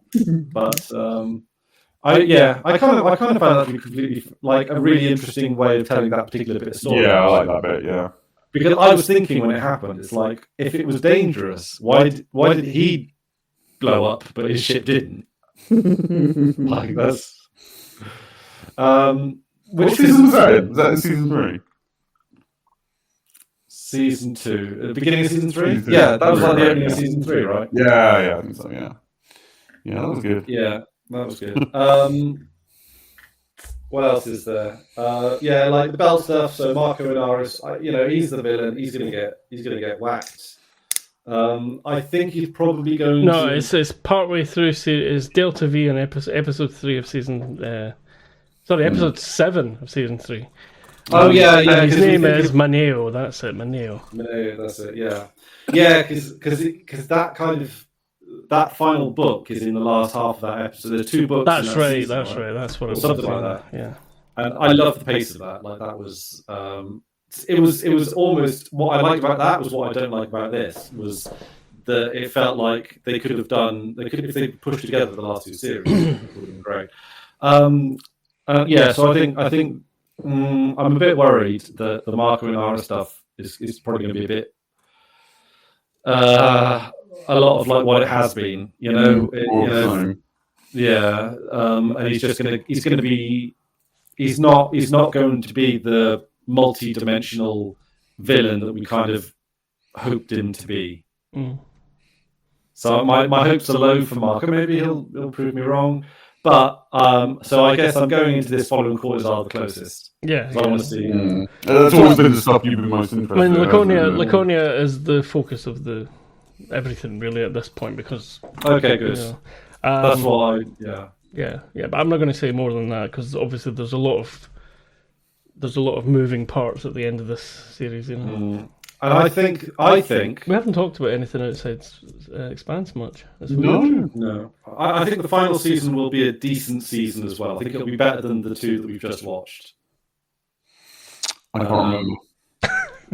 That poker face of Hamish is giving me doubts. Yeah, but if it's a poker face, then surely it should just be like nothing. No, the fact that it's a poker face, I feel like if it picked up, if season 6 was good, I'd be like, you'd be like, it's good, Chris, it's good, yeah. It was a poker face with a hint of doubt to it as well, just a tinge of doubt. It's like, oh. Maybe, I don't know. But he's good at poker. Hamish is good at poker, so I'm not that good, but I'm not rich. Better than me, I'd imagine. Yeah. But one thing about the episode. One more thing. You're all right. We're no rush. We're doing all right for time. Is because I haven't seen this for a while. So they do a hoity-toity party. Yeah, there is a very Star Warsy bit in the middle, or the sort of the start of the last act of the episode is a bit sort of everyone gets together and I do like Avasaralla's this is how we beat Marco, with Earth, the people from Earth, and weirdos all working together. He's wearing an old style shirt collar. Not hang on, fashion guru Chris. Let's have a look. Oh, it's a bit fuzzy, but yeah. Yeah, so it looks like an old Yeah, sweatshirt. I haven't seen those before. He's wearing a traditional. Isn't that like showing up to a party with a cruff? A ruff. A ruff, sorry. Yeah, That's what a cruff is. Is a cruff a thing? I don't know, maybe it is. No. No, It's probably one of I've Chris's seen- sex things that we don't know about. You know? No, cruff is not a word, so we can coin it. if we Ruff. like. A ruff. Yeah. Rough. No, it's just being a dog. Yeah. Rough. Maybe he's the equivalent of that dude Hamish was talking about who turned up to the club dressed as a cavalier. Yeah, that's it. Oh yeah. Lots of respect for that guy. Yeah. Yeah, Naomi's wearing her sort of girl Very low clothes. cut. Yeah. Well, it's girl clothes, which is unusual for Naomi. What's Amos wearing? Just normal. He's wearing a t-shirt. That was another thing. It's like, wow, there's a big discrepancy of. I have to say that, in as much as I'm not that guy fully, I am that guy when it comes to fashion. You know. I mean, to be fair, he wore a black t-shirt, which is the most formal colour of t-shirts, right? Of course, that's what I'm wearing today. I think you get away with a black. I think you get away with a black t-shirt these days. Maybe, but you should have like a jacket with it would be. No. I don't like a jacket with a t-shirt. Jacket with a white t-shirt, I think, or a light coloured t-shirt. But jacket, I don't like. But that's a jacket pricks with a that t-shirt. do wear that. You know, like billionaires and stuff. Yeah, we can't hate everything. They Oh, do, hang on, 'cause- I've got to re-bring Chris back up. We got a Bobby there. Well, Bobby wearing essentially a Star Star Trek. Trek uniform, yeah. Star Trek outfit, rather, yeah. It Yeah, looks like something from Star Trek the motion picture. That's the very first thing it made me think of. It's Star Trek the motion picture crossed with a vampire. I mean, it just looks like a fleece, or like a. It's very the colours up though. She's popped the collar. Yeah, the collar's up, yeah. Looks good on her. Like it really suits her.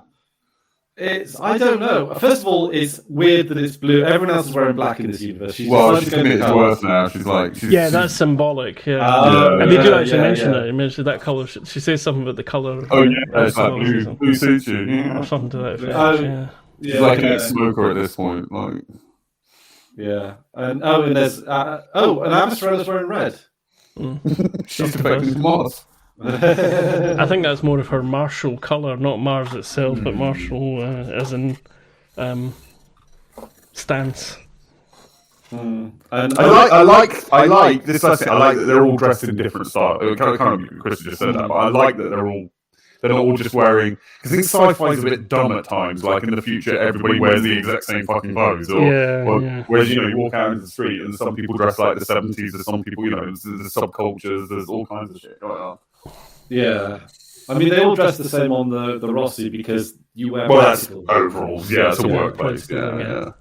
Yeah, but no, actually that's a good. Underneath good point, that, they're 'cause- all wearing evening ball gowns. You know, you just don't see that. Yeah. Actually, Amstrada looks. I like. Are you going to bring the picture up? You keep talking about it, but you've not brought the picture up. Okay, we'll bring- I've got we'll you bring big. it up. I've got you big Yeah, for the big benefit of the Big. audience. Okay, I'll. Right, let's do. I've made Chris big. Chris. For the benefit of the audience, I've made Chris big. Big Chris. There you That's go, not yeah. the Oh, best. it's kind of That's not black the and best. red, really, isn't it? Oh, she's got the pointy collar going on as well, so they're like a team. They're a team. Well, they are, aren't they? That's it. Yeah. Both got the hair up, you know. Yeah. The pointy colour team. The trouble is, of course, with Bobby is that because she is like 5'11" or something. Yeah.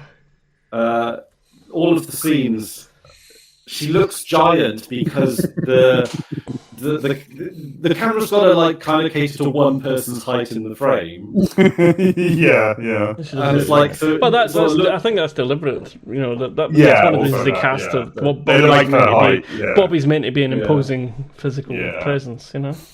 Yeah. Well, I mean, she's got a very imposing physical presence in this still that I've got.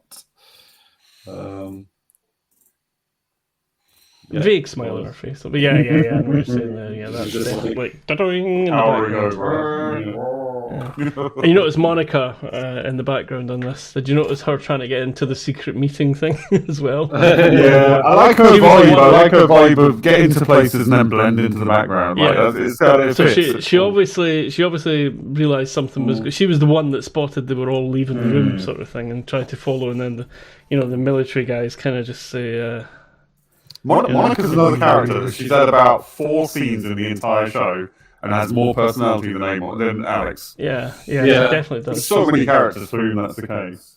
Yeah, is she does she become more of a crew on the Rossi? I hope so. I like her.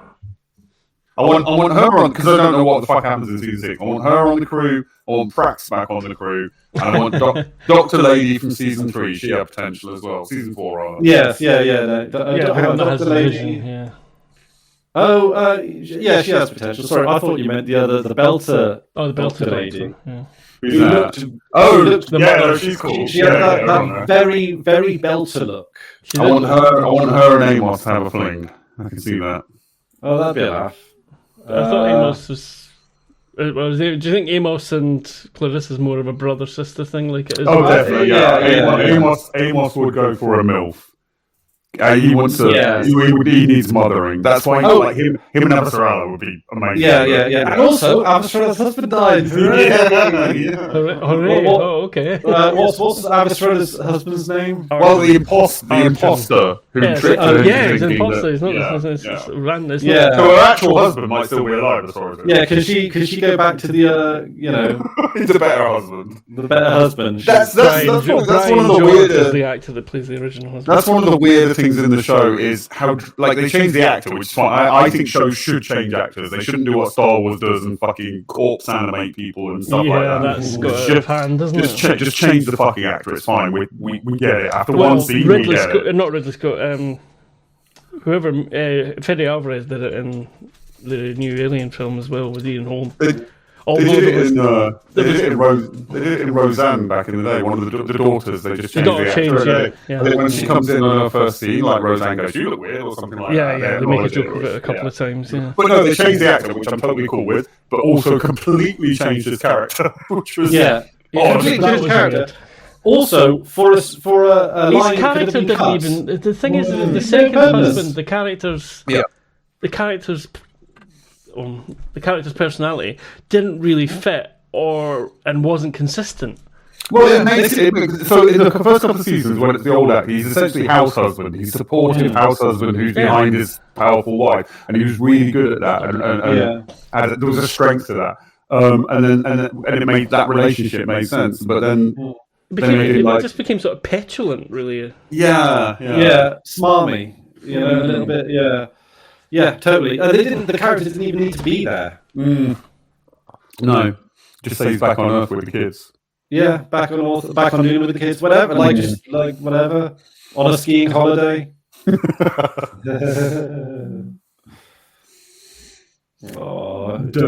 derpiest looking dog. Yeah, he just.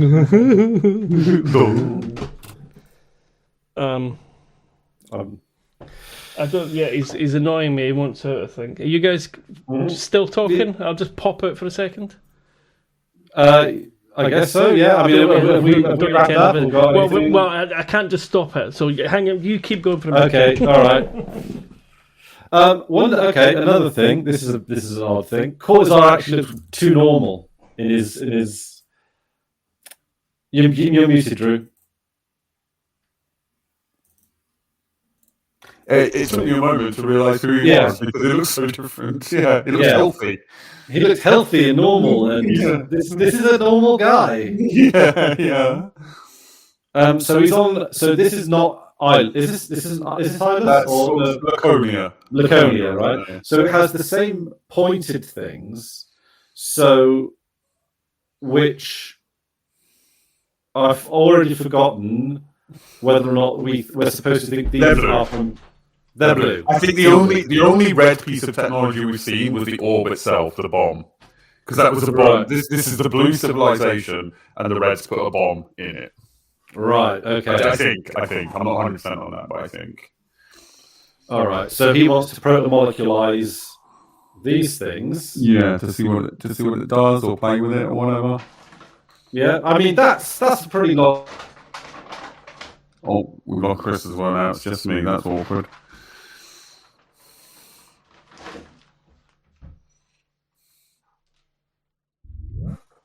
Hello. I was doing a little dance because I didn't know what to say. I've had a pee and I've bribed him again. They do seem to be naming the planets on the other side of the ring through regions of ancient Greece. Ilus and Laconia are regions in Greece. What's that picture? Oh, it's the communication with Laconia. Yeah, and then so this is Laconia. So we see we've got the alien structures pointing. Looks very like Earth. Another one that looks a lot like Earth. Oddly enough. Yeah, could they not change the colour of the sky or something? Well, at least it's not a quarry they're in this time. I'll tell you what. That can I be slightly spoilery and tell you that Laconia is not a quarry. This series coming up. Well, no. It's actually got more going on, and there is a bit of there's. I don't want to spoil it. I'm not going to say details, but it is more alien. So Laconia was just a region in ancient Greece. Ilus was a region in Greek. Underworld? No, it's where Troy was. It's the region where Troy was. Okay. Maybe we'll see a horse. Or some kind of... We're going to Laconia, though, not Ilus. Maybe the... Oh, fuck. Well, that theory's out the window. There was no Trojan horse. Oh! No, there was. There? There was. The structure? No. A literal Trojan horse. You mean the Rocinante with the proto-molecule? It is. Well, yeah, good. See, they're cleverer than we think sometimes. So I'm just knocking everything over. So yeah, come on, make the grass blue or something for fuck's sake. Well, you're not. I don't think you're going to be disappointed, Chris. Let's put it this way. Oh no, I shouldn't have said that because I'd got you convinced that you were. You're not going to be disappointed by the planet. Let's put it that way.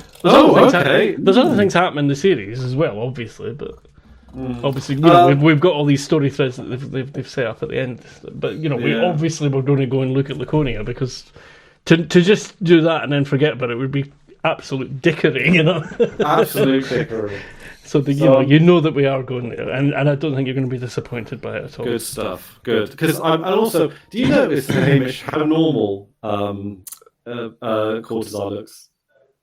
That took me to the communication ended. He's had his haircut and everything. Yeah, he's had his haircut. He's dressed in normal civvy clothes. And I'm like, was that Cortazar? Were we supposed to know that was Cortazar? He was talking like Cortazar. It could be. And also, disconnect and stuff. Yeah. Yeah, but also because it's not face on. He's at a different, peculiar. Yeah, because we're seeing the screen. Yeah. I was just like, ooh, who's this handsome man? Yeah. This guy looks somewhat handsome. Cortazar looks a bit more dishevelled normally. Dishevelled, a bit odd. Yeah. He has. He's had his hair cut and the beard's gone. Well, he's got that little beard. Presumably, something to do with the act between jobs. He was doing something else, or maybe not. Maybe they just chose to clean him up a bit. Who knows? I think in the previous shows, I think it was partly makeup because he was just plugged into a computer in a dingy fucking space station. He's all bashed up and stuff as well. And stuff. Yeah. And he's out there enjoying the fresh air and stuff. Even though he's got bits of his brain, closed off or whatever. Presumably he still enjoys a nice walk in the woods or something, right? Yeah, I would think so. Yeah, he's still human. Justice for Balthazar. Sorry, not Balthazar. Cortazar. Paolo Cortazar. Yeah. And he was all right. He looked after his mum, I think, right?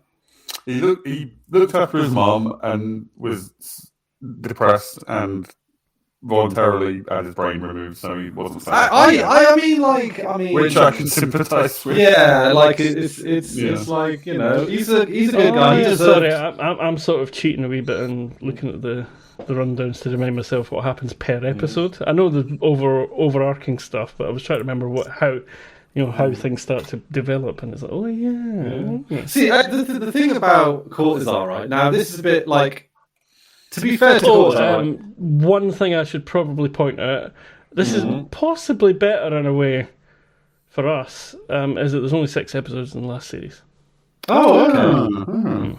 So we'll do those one by one, do you think? Or do you, Yeah, I think so. Maybe if we get to episode 3 and we're like, let's just chunk up the rest. That's fair enough. But let's try, give it a try. I mean, to be honest, now I'm here, like at Rosie, like I can do. Generally, mornings are going to be better, but like sensible human hours, I can be quite flexible. Well, if we do them, well, this is getting a bit admin, isn't it? Yeah, and also, we've not talked shit about anything today. Did we? No, it's been all the Expanse. Ghostie's going to be livid. I know. Yeah. Did we not? Did we just exhaust? Because we spoke to each other yesterday. Exhausted. Yeah. I mean, because all I did, I took the bins out and I went for a nice walk, saw the ducks. Oh, I went for a nice walk with Carla, friend of the show, Carla. Hello, Carla. And we had a coffee at the Speech House. That was all right. Oh, the Speech House, which is like a lovely old building that is a hotel, but also they have like a cafe. You can get a nice lunch. Why is it called Speech House? Something to do with olden times, like olden times where they did speeches and stuff. I think there was like a WI meeting there or something in the other room. Lovely old building. We just sat in the garden and just had a couple of coffees. Nice. And it was nice. And then we saw like the baby chicks are out. Baby ducks are out, sorry. Ducklings. And they're like all ducklings. Fucking cute. They're all following their mum around. Yeah. And, it was just a nice walk around, really. So. I saw lots of dead wildlife yesterday, if that's any help to you. Because was that Peanuts doing? No. I was on the way to open mic night, and there was like obviously all the animals are coming out, and all the little lanes are. Things are jumping out and taking people by surprise. The worst one was dead. There was lots of dead sort of small things like rabbits and badgers and what have you. But the worst one was there was a young deer. Outside. That was a bit horrible. Yeah, the deers jump out. They're kind of. That's what you got to watch out for if you're on country roads. That's why, like with the hazard perception, it's a bit silly because you do have to anticipate stuff like that. Exactly. Because the little deers, they just jump out. They could be sheep round the corner. Or else you might as well just have if you've not done it at that point, nothing's there's no. Oh, don't get me angry about this thing again. A friend of mine years ago was hospitalised by a deer running out in front of his car. Like the buck deer. Buck? What do we call them? That's an American term, isn't it? Anyway, the big stags. Stag? Yeah. Yeah. They're big fucking things. Yeah, I think it was a red deer as well, which are the bigger ones. Just like the front of his car was just caved in, and he was in hospital for a bit. Yeah. So if you're in country, you've got to anticipate wildlife and shit, especially this time of year, and go maybe 10 miles an hour slower than you usually would do, because it's like you're going to stop along or swerve along or whatever it is. It's all about stopping distance. It's all about stopping distance. Now the benefit of this time of year is you've got a good traction with the road. Like when it's cold and you got on the roads, stopping distances are a bit. But once it gets hot as well, the road starts to get a wee bit soft, and you get less traction as well. So it's kind of a. Why don't they make them out of something else? Why does physics have to affect everything? How about less roads? What a good idea! More public transport. I definitely agree with that. I would. Honest to goodness, fewer roads, really. I guess. Yeah. Monorails. Bring in the monorails. Have you got a fucking shares in a monorail company or something? He's going to come out as a tech character. That Simpsons episode has ruined monorails. It's held society back. What about North Haverbrook? Why did it put them on the map? No, but it has, because the things with monorails is you can put them through relatively quite natural areas with minimal disruption. Yeah. And we should be doing them instead of roads. They're so much easier to build. They're so much better to build than roads. Roads and concrete and shit is actually quite CO2 intensive as is. Oh, concrete in particular. Yeah, but metal poles. Recyclable. But the point is, it's all part of a bigger problem with capitalism. Is that cars are seen as freedom, and oil makes a lot of money. So cars are something that they're going to keep making and keep pushing. Getting them to I think you're right that they are going to go more hybrid and electric, but that's like a pressure they've just had to give into. Yeah. Oh, but there was a Mastodon. Oh, I've been disconnected, have I? I've been disconnected. Sorry, viewer. I will try and get back in.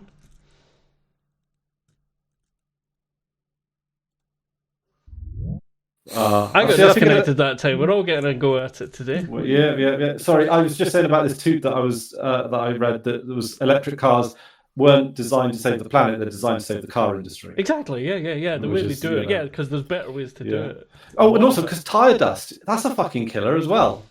Well, we're all whatever percentage plastic now because of largely tire dust. It is the biggest. And was it you telling me, Drew, that like tire dust could be one of the more leading causes of Alzheimer's or something like that? Yeah, I saw speculation in that direction, or somebody's done a paper or something. I don't know whether it's completely. I mean, it's obviously not going to be good for you. I mean, if part of your brain is made out of plastic instead of what it's supposed to be made out of, it's surely going to have an effect. That might be a bad thing. Yeah. It's like microplastics. That's it. Yeah. Oh, and there was I saw another great meme, which is it was something like boomers, Gen X, and millennials all pointing at each other or something like that, and it goes, oh no, it's like my grandfather like poisoned by lead, my father poisoned by asbestos, me poisoned by microplastics. And it's like, yeah, but some people made a lot of money in the meantime. That's all that matters. Oh yeah, we've got like 4 people are richer than God. So I saw a stat this morning. This one isn't funny. It's just in China, 70% of millennials are homeowners, and in rural places, it's 97%. Yeah. Wow. Yeah, but also 50% of the Chinese have got something wrong. What is it? 50% fucking RFK Jr.'s bonkers fucking stats that he makes. I mean, he literally makes up stats, and it's so funny. Oh my god! Yeah. Is that from the Prince Philip School of Asian Studies? Well, it's not just that. He's the stats. It's fucking ridiculous. I miss Prince Philip. These people are fucking idiots. I mean, they're not even. They're good at one thing, and that's making money. Everything else is irrelevant. But it's what gets me. I just don't understand why people fall for somebody like fucking Boris Johnson or Farage the fascist or whatever. It's like these are fucking idiots. They're so transparent. They're not even good liars. I do know why, and it's because at least they are promising to do something. I think there's a thirst, a hunger for political action, and if it looks like action. When you've got when the whole rest of the political, the centre, what's left, but surely they're proposing more of the same. When things are shitty, you'd take any action over more of the same. Yeah, but surely you'd think that people would see through it when you've already had Johnson, and you've already had Truss, obviously, and you've had Trump already, and they get him back again. I mean. Do people just not? But again, what's the alternative? I mean, the alternative is doing nothing, and the idea of doing nothing is less palatable than doing something, whatever it is, and that's dangerous. And But it also seems that the amount of people that like capital's sort of catering towards now is shrinking. Oh, it's shrinking. It's like there's like 3,000 people for whom society basically work for now, right? So anyone below the top 3,000 is basically middle class or below. Like it's like it's weird. They've hoarded. Well, even back in the 70s, I think it was the 70s under Reagan. I think the top band of income tax in America was. Well, I know when who's the post-World War II president? FDR, you're thinking of, right? No. Post-World War II, who was Truman? No, the one who was a general after Truman. Eisenhower? No. Yeah, under Eisenhower, a Republican. I mean, he could have gone either way, but he was a Republican.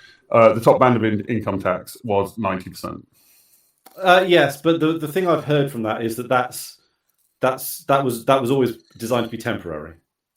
I don't know about that, but I mean, in the 60s there was a 90 or 95% tax rate. Yeah, even in the 70s it was.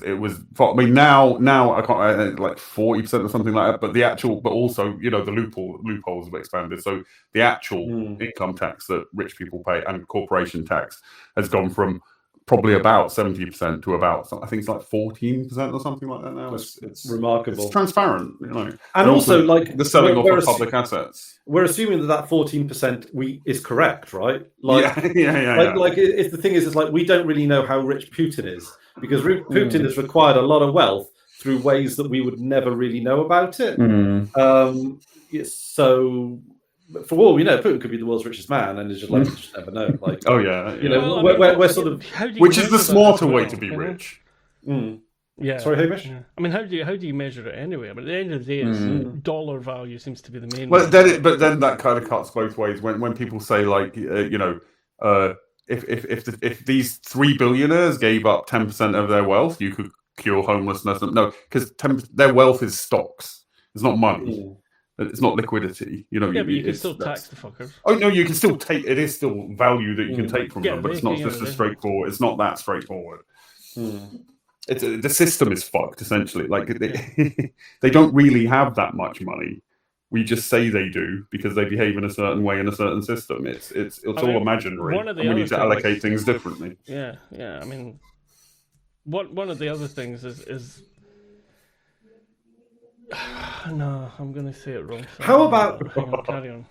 How about we do what's called the super gold standard, right?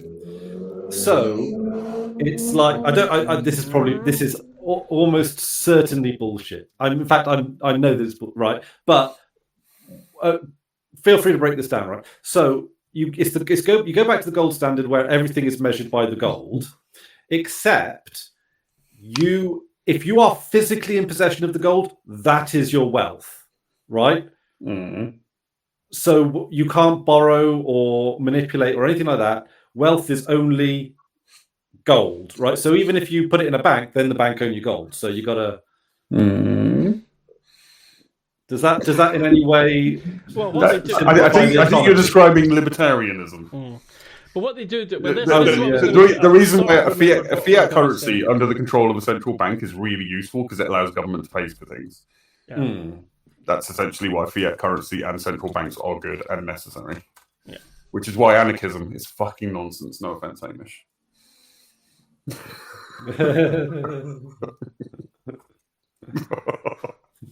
It's not an anarchy symbol. It's hard. I use anarchy, by the way.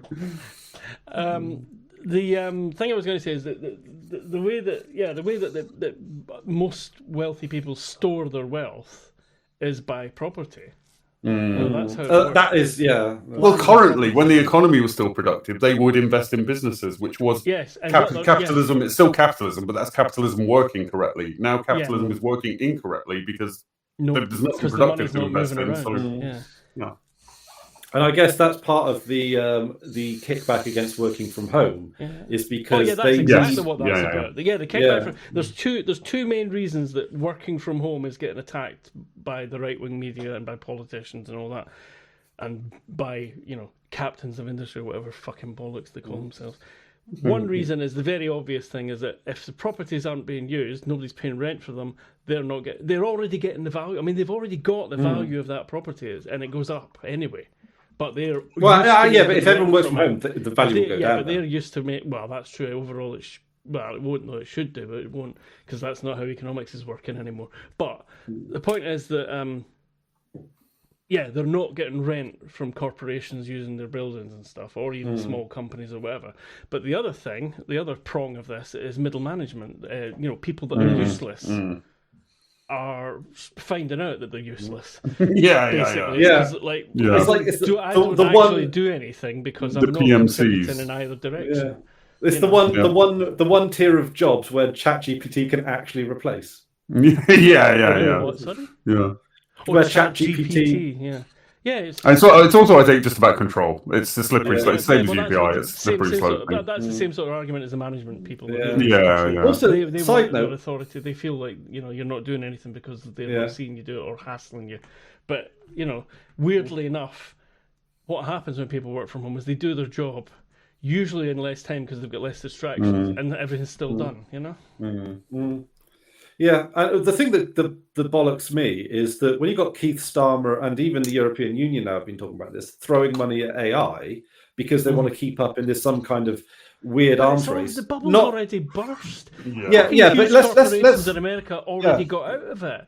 There was like that. For things. So why are they falling for this? Well, because the thing is, why EU and UK are falling for this is the worst of all. Because if we assume the best case scenario of AI working, right, which obviously is ridiculous anyway, but if we just assume that AI works as it's promised, its job is designed. The purpose of AI is to replace jobs. So why is Keir Starmer and the EU throwing money into a basically jobs replacement scheme, a scheme that is designed stop them getting taxes?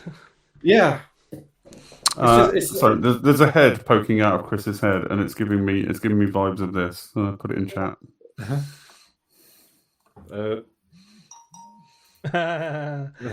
I'll stick it on the screen. Oh, I knew you were going to do that. I knew that was coming.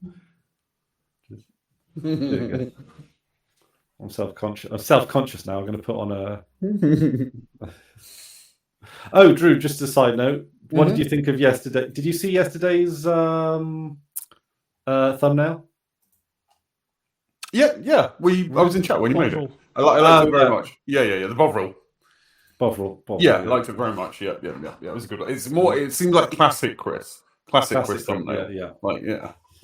Hang on, I'll make Chris big again. There we go. Maybe could he use some more? I don't know. Maybe some more writing. No, I like it. I like it. And some can have more writing, but I think that one works as is. Lovely. Yeah, it's just like okay. Space we're obviously not going to get anything going. It doesn't seem we're frustration and anger is sort of paralysed us a bit. I think lately you can only be righteously indignant for so many days in a row before you have to have a rest.